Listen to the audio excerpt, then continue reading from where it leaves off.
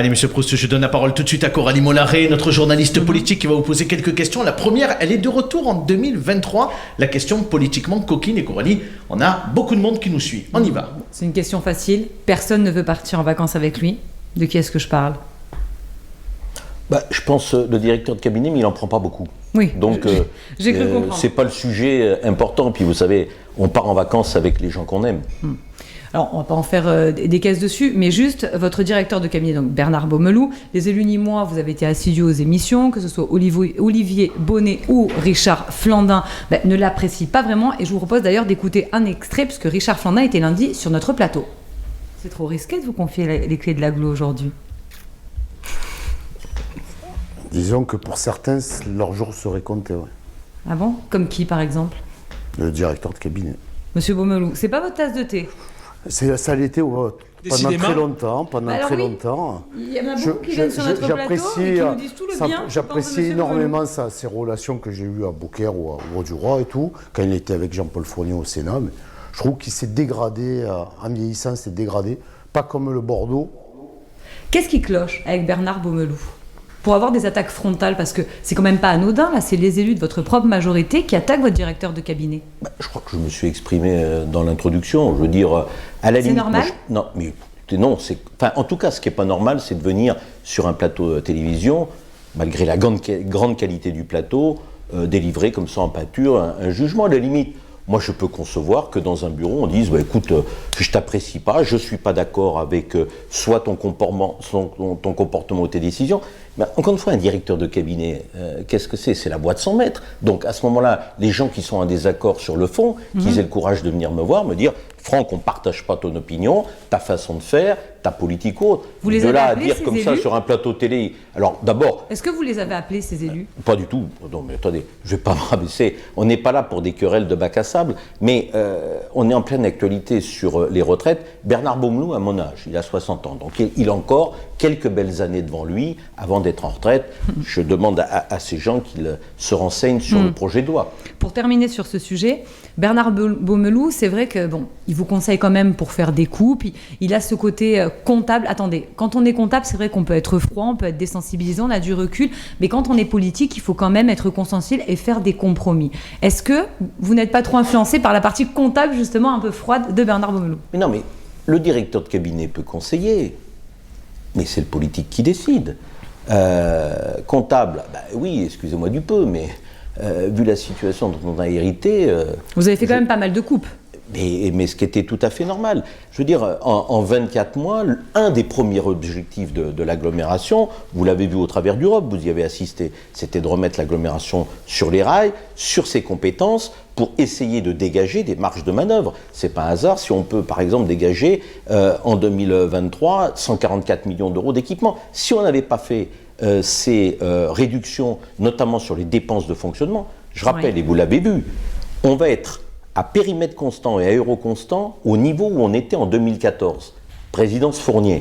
Donc aujourd'hui, malgré la conjoncture, parce qu'on a eu une conjoncture abominable, il s'agit du Covid, de la conjoncture géopolitique qui a engendré l'inflation des matières premières. Mais ce que vous dites, c'est que ces économies, elles sont nécessaires pour pouvoir investir, même si des fois politiquement ça passe mal. Et on peut parler des agriculteurs qui ont manifesté hier et qui vous ont laissé un petit cadeau à l'agglo. Juste, je termine sur les agriculteurs parce que ça illustre les coupes que vous avez effectuées, que ce soit au niveau des clubs féminins ou autres. Donc il y avait les JMS, c'était tous les ans. Ça va passer en biennale et selon certains agriculteurs, la subvention de fonctionnement que vous donnez pour ces GMS, le salon de l'agriculture nîmois, serait divisé par 2. Est-ce qu'il n'y a pas une double peine et ça peut heurter des Nîmois ? Pas du tout. D'ailleurs, je serai au salon de l'agriculture mardi et mercredi aux côtés de la présidente de région et du conseil départemental. On y sera aussi, d'ailleurs. Très bien, du conseil départemental. On va vous accompagner avec Sacha. Qu'est-ce qui s'est passé sur les JMS ? Je disais très clairement, comme 50% des produits n'étaient pas d'origine de l'agglomération, je pensais que les autres collectivités devaient s'engager davantage. C'était quand même notre salon de l'agriculture avec la promotion de nos produits. C'est ce qui s'est passé. Le département et la région ont mis un peu plus l'an dernier. Un peu plus, toutes choses égales par ailleurs. Quand on met 140 000 euros, on est à 30 000 pour la région. Alors vous mettez plus 140 000 euros. Vous aviez mis 120 000 euros, c'est passé à 90 en fonctionnement et 30 000 euros en investissement. Communication derrière. Non mais le sujet, c'est pas ça. C'est qu'on a décidé avec Magali Somad D'abord, on devait le faire en 2023. Il y a un problème de date avec la ville de Nîmes sur l'esplanade et sur les manifestations. Donc, plutôt que de faire les choses à moitié, on a dit mieux vaut faire une biennale et investir massivement pour faire quelque chose de plus solide. Et l'argent que j'ai enlevé cette année au GMS, oui. je le réintroduis également dans la filière agricole avec Michel Verdier pour soutenir les jeunes agriculteurs qui s'installent. C'est une réactualisation du budget. Mais la filière agricole... Est-ce que vous allez passer à 40 000 euros de subvention? Pardon? Est-ce que vous allez passer à 40 000 euros de subvention tous les 2 ans pour les GMS ou vous allez rester à 90 000 euros? Mais on va la laisser à 90, j'ai jamais dit 40. Je ne sais pas d'où vous sortez le chiffre, mais c'est pas des agriculteurs. C'est pour ça qu'ils vous ont laissé du fumier devant la Ils se sont mal renseignés parce que Magali Somad, avec qui on travaille de manière extraordinaire, était en réunion. Il n'est pas question de descendre à 40 000. D'accord. Un mot? Oui, rapidement. Sur et le après, budget, je donne la parole aux sociétaires, Coralie. Sur le budget 2023, vous l'avez dit, le ROB a été examiné. Et là aussi, certains élus de votre majorité ne sont pas ravis. On va d'ailleurs écouter Richard Flandin. On n'a pas avancé d'un iota sur la gare, on n'a pas avancé d'un iota. Moi, c'est bien beau de faire des annonces, de dire on va avoir des entreprises, des trucs comme ça. Ok, non, mais c'est le résultat qui compte. À l'aglo, les résultats ne sont pas là. Vous êtes déçu? Moi, je trouve que je suis déçu. Ouais. De Franck Proust? De la gestion, déjà, j'aurais coupé la tête du directeur des finances de suite. Alors du coup, comment vous réagissez, mais surtout, quels indicateurs économiques vous permettent de dire, vous, que ça va beaucoup mieux? Écoutez, déjà, je ne suis pas un homme de communication parce que j'ai divisé le budget communication par 2. Et j'ai fait une rupture par rapport à la précédente exécutive, c'est-à-dire que quand j'annonce des choses, c'est que je suis sûr de l'implantation, souvenons-nous, 4e de Couve du Monde pour annoncer Orchestra, un certain nombre Lidl et autres pour annoncer. Moi, regardez, en 24 mois, c'est 1000 emplois créés, 1000 emplois sauvegardés, c'est Soprema, c'est Virbac, c'est Sudmetal, c'est Amozane.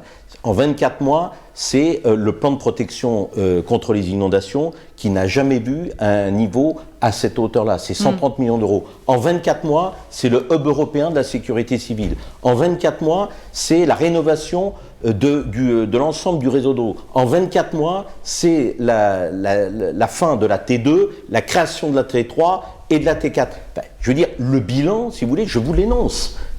Moi, il n'y a aucun souci. Mais qu'on ne vienne pas me reprocher de communiquer sur des mirages ou des annonces fantômes. Moi, je peux vous décrire tout ce qui a été fait. Ah ben non, pourquoi? Attendez. Quand vous entendez ça, parce que vous l'avez regardé l'émission, j'imagine, suivie en direct ou en replay, parce qu'on peut aussi nous regarder en replay, qu'est-ce que vous vous dites?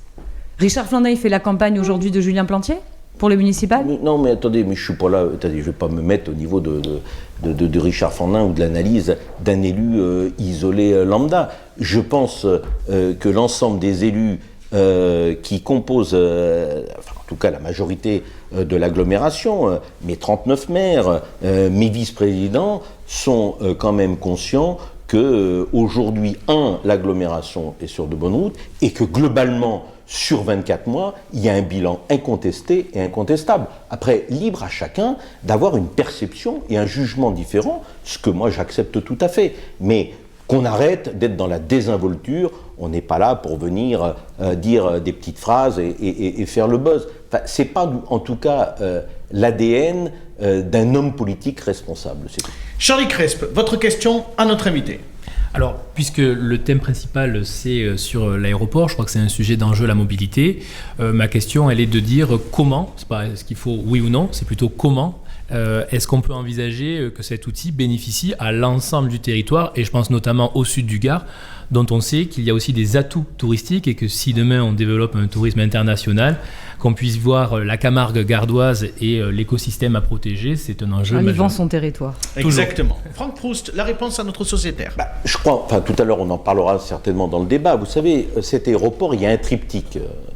J'ai écouté aussi Julien Devez l'autre jour avec Grégory Mériot. Il y a bien sûr les lignes touristiques traditionnelles, il y a de la formation avec par exemple 2 écoles de pilotage qui viennent s'installer, Mermoz et Icare, et une 3e qui va investir 25 millions d'euros, mais je ne communiquerai pas tant que je n'ai pas signé en bas du contrat. Vous avez noté, Coralie apparemment, ça vient du Canada. Vous avez également donc, le hub européen de la sécurité civile, avec un bâtiment B46 qui va être centré sur l'innovation et la recherche, et vous connaissez l'ambition que je porte en traitant avec l'État le rachat de l'aéroport, c'est de pouvoir avoir un droit à construire le long de la piste avec une 12aine de bâtiments permettant de répondre à une filière industrielle en adéquation avec le secteur de la sécurité civile. Donc, j'allais dire, aussi bien en termes touristiques qu'en termes de formation, qu'en termes d'emploi, le sud du Gard comme le Gard profite. Quand on ouvre une ligne vers Édimbourg, vers Dublin, qu'on a Charleroi, où les entrants sont à 60 et 65%, je regardais les chiffres encore tout à l'heure avant de venir, c'est ça qui est important. Quand on développe une ligne, moi ce qui m'intéresse, c'est les gens qui arrivent sur notre territoire. Parce que Julien disait l'autre jour que j'avais des études de 2008, pas du tout. J'ai celle de Codorniu de 2018, j'ai même celle des aéroports français. Un touriste qui arrive, c'est 90 € de retombées économiques. Quand vous avez 100 000 passagers, c'est 100 emplois directs, 400 emplois indirects. Donc, c'est toute la richesse et c'est un équipement structurant indispensable pour notre département. Oui, mais sa question, c'était comment irriguer le Gros du Roi. On en reparlera tout à l'heure sur le débat. Mais sur la mobilité, je pense que la question était plutôt plus large. C'était pas que l'aéroport qui vous intéressait, Charlie. C'est l'interface entre l'aéroport et après construire les infrastructures ou faciliter l'accueil jusqu'au Gros du Roi. Oui. Alors, il y a la ligne Générac, le Gros du Roi, qui va se développer, sur lequel on travaille avec la région, parce que la multimodalité est quelque chose d'essentiel. Julien, votre question à notre invité. Oui, je fais confiance à Franck Pout pour répondre à mon propos, qui ne sera pas forcément une question, mais simplement une petite réaction par rapport à ce que vous disiez. Notamment par rapport au sort de Bernard, que je connais bien, qui est quelqu'un avec lequel j'ai toujours très bien travaillé quand il était mon homologue au sein du Grand Avignon. Donc, vous avez créé d'ailleurs le triangle Grande Provence. Tout à fait. Je peux comprendre l'agacement de Franck à l'égard des paroles de Richard Flandin, parce que tout simplement c'est parfois un peu injuste quand on est aux manettes et qu'on essaie de faire des choses, d'entendre des critiques qui sont souvent le résultat d'un jeu un peu politicien. Et que certainement, s'il y a des critiques à faire, toute politique a des critiques à faire, personne n'est parfait. Mais on a parfois le sentiment qu'elles sont exprimées avec des arrière-pensées. Et donc, dans ce cadre-là, je peux comprendre votre agacement. Après, ça ne vaut pas pour autant de pouvoir, du coup, faire la même chose que ce que vous avez subi. Parce que je pourrais dire que vous êtes un peu l'arroseur arrosé, parce qu'on a subi pendant des années cette accusation de faire surtout de la communication, de ne pas faire grand-chose. Mais tous les sujets dont vous avez parlé, Franck, sont des sujets qui ont été, je ne dirais pas initiés, mais perpétués par Yvan Lachaud, et ce sont des sujets de très long cours, qui sont antérieurs bien souvent à 2014, mais une chose est sûre, c'est que si vous avez pu réaliser aussi rapidement T2, pour ne citer que cet exemple, et ces 60 millions d'investissements pour la deuxième partie du T2, c'est bien parce que, finalement, les conditions étaient réunies dans le cadre du mandat précédent. Et je comprends que vous critiquiez, que vous disiez la situation était très difficile, elle était impossible, etc. Ça fait partie des éléments de langage de tous les exécutifs qui arrivent aux manettes et qui ont la possibilité de le dire. Nous n'avions pas la possibilité de le dire. Et pourtant, quand nous sommes arrivés aux manettes, l'épargne brute de Nîmes Métropole, c'était 10 millions d'euros. On est passé à 40 millions d'euros. On a quadruplé grâce à des économies de fonctionnement, notamment, vous le savez, sur des marchés transport, marché de l'eau, où on a pu générer énormément d'épargne brute grâce à ça et financer un niveau d'endettement important exigé par le programme qui était le nôtre en 2014, qui était celui de réaliser Magna Porta, la gare TGV, la fin de la T1, la T2, etc., et tous les sujets que vous avez évoqués, Franck, tout simplement. Non, bon, je ne vais pas revenir sur la situation dans laquelle j'ai trouvé en juillet 2020 l'agglomération. Sur la T2, c'est certes initié par mon prédécesseur. Mon problème, c'était comment j'allais finir et terminer. J'ai été obligé quand même, souvenez-vous, de négocier avec les entreprises, de faire le chantier sur 15 mois et d'être payé sur 30. Ce qui a été quand même assez extraordinaire, parce que je n'avais pas les moyens financièrement de finaliser la T2. Or, vis-à-vis de Landru, vis-à-vis de... Il y avait le contexte Covid qui était un peu particulier, qui a aussi généré pas mal de retard sur les travaux. Mais là, c'est financier. Il n'avait pas les moyens de financer en temps et en heure. Les moyens, ils existaient. Vous savez comme moi, j'ai été convoqué en préfecture. On m'a dit, vous êtes en zone rouge et autres. Mais donc... Je ne vais pas revenir là-dessus. Tous les ans, il y a des rendez-vous en préfecture pour alerter sur la situation des finances, qui n'est jamais facile. Sur la T2, je veux bien, mais il y a des sujets, peut-être qu'on va en parler, comme Magna Porta. J'estime qu'on a perdu beaucoup de temps. Sur l'hub de la sécurité civile, c'est vrai que j'avais peut-être des atouts que mon prédécesseur n'avait pas sur les portes d'entrée à l'Europe, parce que ça se joue à l'Europe. Mais effectivement, il y a une continuité dans le temps. Mais mon problème, quand je suis arrivé, c'était un problème financier au départ. C'est-à-dire que je me suis retrouvé avec une surpondération sur les effectifs. Regardez, vous étiez parti sur une courbe qui allait... On est passé... On a intégré énormément de compétences. On a multiplié, Julien, on a intégré beaucoup de l'endettement compétences. par 5 en 5 ans. Bien on sûr. est passé de 180 à un demi-milliard d'euros. Au même rythme que les projets que nous avions choisi de faire ensemble. On était sur une courbe. Et c'est la raison pour laquelle on a dégagé des moyens pour pouvoir financer cette dette. Attendez, le préfet Loga m'avait convoqué pour me dire, Monsieur Proust, vous allez vers une courbe à 15,8. Non mais rappelez-vous, Franck, dans cette dette que vous dénoncez, dénoncez, il y y avait aussi le solde d'un emprunt toxique. Et là, je voudrais. Je suis pas du style à me hausser du col et à dire ce qu'on a fait, c'était génial et tout ce que font les prédécesseurs. Mais vous estimez aujourd'hui que c'est un peu injuste? Bah oui, c'est un peu injuste parce que regardez, prenez cet exemple de cet emprunt toxique sur l'eau qui avait été contracté en 2008. Aujourd'hui, si on ne l'avait pas soldé, et pourtant ça nous a coûté très cher, on a dû emprunter 60 millions d'euros pour solder ces frais financiers liés à cet emprunt toxique qu'on avait contracté. Et là encore, on jette pas la pierre à l'équipe d'avant parce que c'était une politique qui était menée. Mais aujourd'hui, heureusement qu'on l'a fait. Et Dieu sait qu'on a entendu des critiques, y compris dans nos propres rangs, sur cette réalisation. À quel taux serait ce crédit aujourd'hui avec l'évolution de la finance internationale et de son on le voit, effectivement, qu'il y a des échanges entre l'ancienne équipe, l'équipe qui est en place. Je voudrais juste... Oui, dans le respect, c'est très bien. Et c'est d'ailleurs l'objectif de cette émission, c'est aussi qu'il y ait du débat. Et du débat où on s'écoute et où on peut partager les choses. Mais deux réflexions. La première, sur le début de l'émission et le début de l'interview, on voit bien qu'aujourd'hui, vous êtes retrouvés aux manettes de l'agglomération à partir de juillet 2020 et que vous payez aujourd'hui aussi un peu politiquement le fait que vous êtes obligé de faire des économies pour redresser la barre. Ça, c'est une réalité. Notre question sur les transports, puisque Julien Devez en parlait il y a quelques instants, on sait que le marché va être relancé, le marché des transports nîmois. Est-ce que vous avez déjà un cap que vous vous êtes fixé? Est-ce que déjà vous avez une réflexion sur ce que vous souhaitez dans les transports nîmois pour les prochaines années?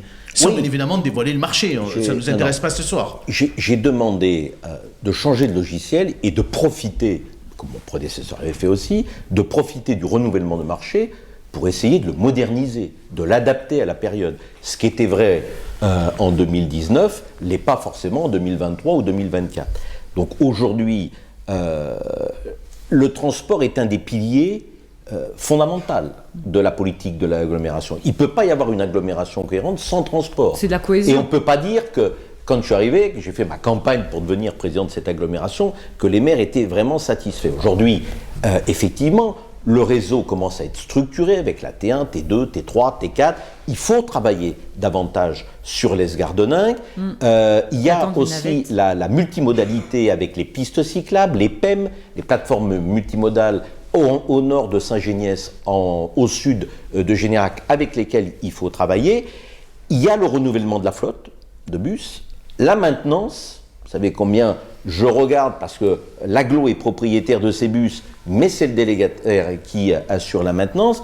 Voilà, je veux aujourd'hui que mon délégataire soit un délégataire avec qui j'ai du dialogue. L'autre jour, par exemple, quand j'apprends que le lundi matin, qu'on a supprimé des lignes par manque de chauffeurs, je veux dire, il peut y avoir un dialogue entre le délégant et le délégataire pour me dire, voilà, il y a un problème de recrutement, qu'est-ce qu'on peut faire? Parce que les gens ne comprennent pas. Du jour au matin, et ils voient, il n'y a plus de bus. Pourquoi? Parce qu'il n'y a pas de chauffeurs. Ok, tout le monde a les problèmes de recrutement, mais gouverner, c'est prévoir. C'est un peu comme la piscine des Mozart. C'est exactement pareil. Moi, ce que j'attends quand il y a une délégation de service public, c'est qu'il y ait un dialogue constant entre le délégant et le délégataire. Sinon, c'est pas la peine d'avoir... Ce qui permet souvent en plus de trouver des solutions directement par l'agglomération. Coralie, on dit un mot sur Magna Porta très rapidement parce qu'on est déjà en retard. Oui, puisque je voudrais aussi parler du luxe abordable en fin d'interview. Alors, est-ce que vous pouvez nous expliquer de manière précise et concise? Aujourd'hui, Nîmes Métropole a lancé un appel d'offres pour faire appel à appel à projet. Pour faire appel à un opérateur économique qui va chercher dans son réseau des entreprises susceptibles de s'installer sur Magna Porta, la zone d'activité économique qui entoure la nouvelle gare. Ça, bon, certains élus, on ne va pas en reparler, mais ça gêne. Pourquoi vous avez décidé d'opter pour cette stratégie et de ne pas laisser la main totalement à la SPL, qui est une société publique locale? Ce qui me fait sourire, Coralie, c'est que j'ai vu votre expresso, d'ailleurs je n'étais pas tout à fait d'accord avec ce que vous avez écrit, mais c'est normal parce que vos sources ne vous ont pas donné forcément des bonnes informations. J'ai lu le AMI, l'appel à manifestation d'intérêt. Julien Devez le sait parfaitement, mon prédécesseur par exemple, sur Graisan 5, avait fait un appel à projet. Oui, bon, la ville de Nîmes, vous étiez au conseil municipal samedi dernier, sur le Mas des Abeilles, a lancé un appel à projet, et c'est Olivier Bonicel avec Pinchina qui a gagné avec la ruche. Comment ? Là, on parle quand même de 40 hectares. La dimension de Magna Porta la dimension est est énorme. 40 hectares. Et justement, c'est d'autant plus intéressant. Pourquoi j'ai choisi ça ? La SAT est concessionnaire. Son métier, c'est quoi ? C'est d'aménager. C'est de négocier aujourd'hui quelque chose de fondamental et de délicat, que sont les compensations, puisqu'un hectare en foncier économique, c'est 5 hectares dans le domaine agricole. Et ensuite, la SAT, que l'on met en relation avec les entreprises qui viennent s'implanter, et c'est important ce que je dis, c'est pas la SAT qui commercialise, elle a pas... C'est l'aglo. Pardon ? C'est l'aglo qui va dénicher les entreprises. Oui, c'est le développement le rôle d'Olivier économique. Favreau. Non, mais vous avez écrit que c'était la SAT qui commercialisait. La SAT ne m'a jamais Elle apporté vous aide, l'entreprise. elle aide quand même Mais une métropole. Comment ? Non, mais attendez. Après que ça se passe peut-être mal aujourd'hui, Coralie, puisque c'est Julien laissez-moi- Plantier qui dirige attendez, je vous la écoute. SPL, d'accord, mais quand même. Coralie, laissez-moi terminer. C'est pas la première fois qu'on fait un appel à projet sur 40 hectares de Magna Porta, qui est une zone essentielle. Ça fait longtemps qu'on nous disait, il se passe rien. On prend des initiatives et on dit, sur ces 40 hectares, on se doit d'avoir le meilleur. Nous avions des entreprises qui venaient frapper à la porte. On veut venir s'installer, on est intéressé. Mais à un moment donné, avec les élus qui m'entourent, on a dit, mais peut-être que le mieux, c'est de faire, comme on appelle un sourcing, c'est un appel à projet pour avoir le meilleur. Enfin, je veux dire, comment on peut reprocher de ce type d'approche, plutôt que d'avoir une Pour vous, c'est approche plus performant. individuelle. Et pourquoi je l'ai fait aussi ? C'est parce que, regardez, nous sommes en février 2023. Si on veut poser une première pierre en 2025, le but du jeu, c'est de faire un appel à projet qui va se terminer fin mars, choix d'entreprise à l'été, de manière à ce qu'en fonction, et en plus, nous, on a mis un cahier des charges très précis. Quand M. Flandin dit « Ah, mais on ne saura pas ce qu'il fait », non, je vais connaître le nom de l'entreprise, le profil de l'entreprise. Donc j'ai dit ce que je ne souhaitais pas, le nombre d'emplois créés, les problématiques environnementales. Il y aura tout un tas de détails et une clause de revoyure à 2 ans. Parce que si on cet n'avance appel pas, à projet. Ce que vous dites aujourd'hui, c'est que vous rassurez les élus, vous cadrez, tout est cadré, mais vous bien savez entendu. exactement Et ce qui va arriver. ça va me permettre, avec la SAT, avec qui nous travaillons très bien sur ce genre de domaine, d'avoir un aménagement qui correspond au profil des entreprises qui s'implantent. Donc, c'est une plus-value, c'est une démarche marketing qui permet de tirer le meilleur d'un endroit stratégique. On ne s'est pas battu avec Jean-Paul Fournier et Yvan Lachaud d'ailleurs, il y a 20 ans, pour avoir une gare sur le nœud ferroviaire à Manduel, pour voir un désert. Et aujourd'hui, c'est pareil, j'ai engagé par exemple un appel à projet sur le Mas-Lérier, pour faire venir un grand chef, parce que je trouvais que ce Mas-Lérier, Oui, ok, vous il m'a l'avez coûté déjà cher, dit, mais il ça est a de coûté qualité. cher. Mais il a coûté très cher. C'est compliqué pour les Aujourd'hui, il restaurateurs. mérite quelque chose d'intéressant. Les restaurateurs sont venus, des chefs étoilés et autres, il n'y en a aucun qui veut y venir. Parce Je vous que l'ai c'est pas expliqué, fonctionnel, vous l'avez déjà pas dit. adapté, pas structuré pour. Donc, on refait un tour de table pour trouver un projet qui soit plutôt orienté tourisme et autres, de manière à avoir quelque chose de structurant. Donc voilà, Magna Porta, j'essaye de faire en sorte que sur ce mandat, quand on aura terminé la mandature en 2026, il y ait des choses, il y ait déjà des entreprises qui s'implantent, que le Mas-Lérier vive, que peut-être je suis en train de travailler pour la période estivale sur un projet qui permettrait déjà d'habituer les gens De donner de la à visibilité venir. et d'envoyer un Bien signal entendu. au monde Vous économique, dites, parce que pour l'instant, regardez, il y en a vous pas. Et assistez elle n'a comme pas au conseil d'identité. communautaire. Oui, oui, oui. On me dit, il ne se passe rien. Vous engagez des choses, vous avancez, vous fixez un calendrier, on nous dit, ah ben c'est bizarre, mais ils vont trop vite. Julien Devez, vous en pensez quoi de cet appel à projet pour Magna Porta? Parce que vous avez bien suivi ce dossier pendant des années. Vous en pensez quoi? Et Charlie Cresp, un mot, mais très rapide. Vous avez 20 secondes chacun. Moi, je n'irai pas donner des leçons sur la façon de s'y prendre. Moi, je crois que le problème principal de Magna Porta et ce que je peux craindre dans votre appel à projet, c'est que le temps soit trop limité. Et c'est peut-être pas le meilleur moment pour les entreprises pour avoir une bonne visibilité et vouloir investir maintenant. Donc là, on se ferme peut-être des portes. Mais je resterai très modeste sur la question.